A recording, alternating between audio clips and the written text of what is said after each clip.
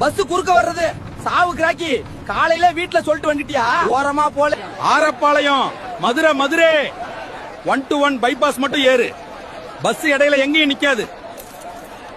மதுரை 121 மட்டும் ஏறு. அப்புறம் வாடிப்பட்டி இறங்கணும், செம்பட்டி இறங்கணும்னு சொல்லாதே.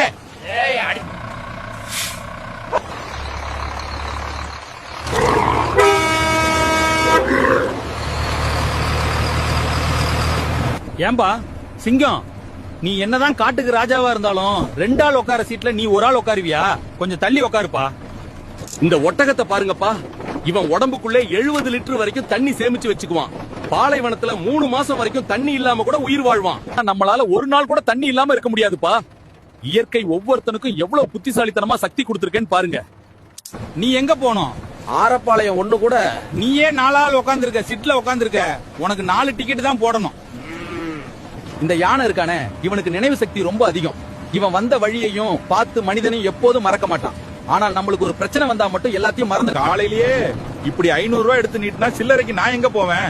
நீ எந்த ஊர் போகணும்? செம்பட்டி ஒண்ணு கொடு. மண்ட பையில, இது 121 மதுரை போறதுடா.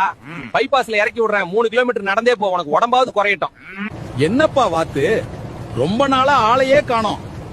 தண்ணி வத்துனாதான் குளத்தை விட்டு வெளியே வருவியா? என்ன விஷயமா மதுரைக்கு போற? என் சித்தப்பா பொண்ணு வயசுக்கு வந்திருக்கு, அதான் பாக்க போறேன். சரி சரி, பார்த்து பத்திரமா போயிட்டு வா.